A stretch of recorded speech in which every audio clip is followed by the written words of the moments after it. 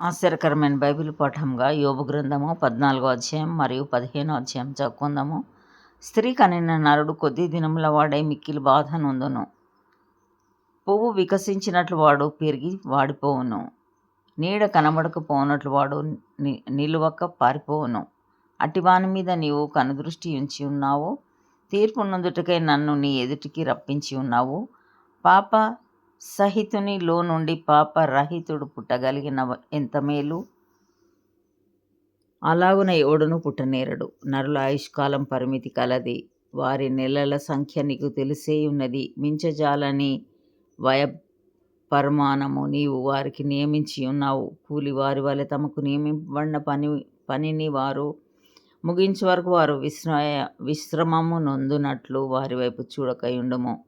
వృక్షం నరకబడిన ఏళ్ళ అది తిరిగి చిగుర్చున నీవు దానికి లేత కొమ్మలు వేయున నీవు నమ్మకము కలదు. దాని వేరు భూమిలో పాతదైపోయినను దాని అడుగు మొద్దు మంటిలో చీకిపోయినను నీటి వాసన మాత్రం చేత అది చిగుర్చును. లేత మొక్క వలె అది కొమ్మలు వేయును. అయితే నరులు మరణమై కదలలేక పడి ఉందురు. నరులు ప్రాణము విడిచిన తర్వాత వారేమైపోవుదురు?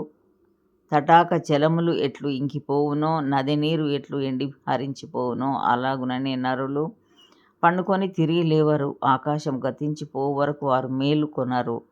ఎవరను వారిని నిద్ర లేపజాలరు. నీవు పాతాళంలో నన్ను దాచిన ఎడల ఎంతో మేలు. నీ కోపము చల్లారు వరకు నన్ను చాటున నుంచిన ఎడల ఎంతో మేలు. నాకు ఇంతకాలమని నీవు నియమించి తరువాత నన్ను జ్ఞాపకం చేసుకొనవలెనని నేనెంతో కోరుచున్నాను. మరణమైన తర్వాత నరులు బ్రతుకుదురా? అలాగుండిన ఎడల నాకు విడుదల కలుగు వరకు నా యుద్ధ దినములన్నీ నేను కనిపెట్టి ఉందును. అలాగుండిన ఎడల నీవు పిలిచెదవు, నేను నీకు ప్రత్యుత్తరం ఇచ్చేదను. నీ హస్తకృత్యము ఎడల నీకు ఇష్టం కలుగును. అయితే ఇప్పుడు నీవు నా అడుగుజాడలను లెక్కపెట్టుచున్నావు. నా పాపమును సహింపలేకయున్నావు. నా అతిక్రమము సంచిలో ముద్రింపబడి ఉన్నది. నేను చేసిన దోషమును భద్రంగా ఉంచి ఉన్నావు. పర్వతమైనను పడిపోయి నాశనమగును. కొండ అయినను దాని స్థానం తప్పును. జలము రాళ్లను అరగదీయును. దాని ప్రవాహములు భూమి మీద ధూళిని కొట్టుకొని పోవును. నీవైతే నరుల ఆశను భంగపరుచుచున్నావు. నీవు వారిని ఎల్లప్పుడూ గెలుచుచున్నావు గనుక వారు గతించిపోదురు. నీవు వారికి ముఖ వికారం కలగజేసి వారిని వెళ్ళగొట్టుచున్నావు. వారి కుమారులు ఒకవేళ ఘనత వహించినను అది వారికి తెలియకపోవును. వారు ఒకవేళ అణిగిపోయినను అట్టి గతి వారికి పట్టినని వారు గ్రహింపకయుందురు. తమ మట్టుకు తామే శరీరమునందు నొప్పి నొందుదురు. తమ మట్టుకు తామే ప్రాణమునందు దుఃఖపడుదురు. 15వ అధ్యాయము. అప్పుడు తేమానీయుడైన ఎలీఫజు ఇలాగున ప్రత్యుత్తరం ఇచ్చాను. జ్ఞానం గలవాడు నిరర్థకమై తెలివితో ప్రత్యుత్తరం ఇయ్యగదగునా? తూర్పుగాలితో తన కడుపు నింపుకొనదగునా? వ్యర్థ సంభాషణ చేత వ్యాజ్యమాడదగునా? నిష్ప్రయోజనమైన మాటల చేత వాదింపదగునా? నీవు భయభక్తులను వ్యర్థం చేయుచున్నావు. దేవుని గురించిన ధ్యానమును హీనపరచుచున్నావు. నీ మాటల వలన నీ పాపం తెలియబడుచున్నది. వంచకుల పలుకులు నీవు పలుకుచున్నావు, నేను కాదు. నీ మాటలే నీ దోషమును స్థాపించుచున్నవి. నీ పెదవులే నీ మీద సాక్ష్యం పలుకుచున్నవి. మొదట పుట్టిన పురుషుడవు నీవేనా? నీవు పర్వతములకు ముందుగా పుట్టిన వాడవా? నీవు దేవుని ఆలోచన సభలో చేరి ఉన్నవాడవా? నీవు మాత్రమే జ్ఞానవంతుడవా? మేము ఎరుగనిది నీవేమి ఎరుగుదువు? మేము గ్రహింపనిది నీవేమి గ్రహింతువు? నెరసిన వెంట్రుకలు గలవారును చాలా వయస్సు మీరిన పురుషులను మాలోనున్నారు. నీ తండ్రి కంటేను వారు చాలా పెద్దవారు. దేవుడు సెలవిచ్చిన ఆదరణ నీకు తేలికగానున్నదా? ఇట్లు నీతో మృదువుగా పలకబడిన వాక్యం తేలికగానున్నదా? నీ హృదయం ఏల కృంగిపోయెను, నీ కన్నులు ఏల ఎర్రబారుచున్నవి.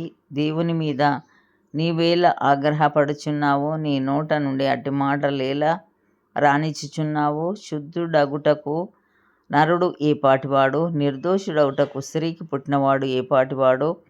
ఆలోచించుము. ఆయన తన దూతల యందు నమ్మిక ఉంచాడు. ఆకాశ వైశాల్యము ఆయన దృష్టికి పవిత్రం కాదు. అట్లుండగా హేయుడును చెడినవాడును నీళ్లు త్రాగునట్లు దుష్క్రియలు చేయువాడును మరి అపవిత్రుడు గదా. నా మాట ఆలకింపుము, నీకు తెలియచేతును. నేను చూచిన దానిని నీకు వివరించెదను. జ్ఞానులు తమ పితరుల యొద్ద నేర్చుకొని మరుగు చేయక చెప్పిన బోధను నీకు తెలిపెదను. అన్యులతో సహవాసం చేయక తాము స్వాస్థ్యంగా పొందిన దేశంలో నివసించిన జ్ఞానులు చెప్పిన బోధను నీకు తెలిపెదను. తన జీవితకాలమంతయు దుష్టుడు బాధనొందును, హింసకునికి ఏర్పడిన సంవత్సరములన్నీ వాడు బాధనొందును. భీకరమైన ధ్వనులు వాని చెవులలో బడును. క్షేమకాలమున పాడు చేయువారు వాని మీదికి వచ్చెదరు. తాను చీకటిలో నుండి తిరిగి వచ్చేదనని వాడు నమ్మడు. వాడు ఖడ్గమునకు ఏర్పరచబడినవాడు. అబ్బా, ఆహారం ఎక్కడ దొరుకునని దాని కొరకు తిరుగులాడును. అంధకార దినము సమీపించుచున్నదని వానికి తెలియను. శ్రమయు వేదనయు వానిని బెదరించును. యుద్ధం చేయుటకు సిద్ధపడిన రాజు శత్రువుని పట్టుకొనున్నట్లు అవి వానిని పట్టుకొనును. వాడు దేవుని మీదికి చేయి చాపును. సర్వశక్తుడగు వానిని ధిక్కరించి మాటలాడును. మూర్ఖుడై ఆయనను మార్కొనును.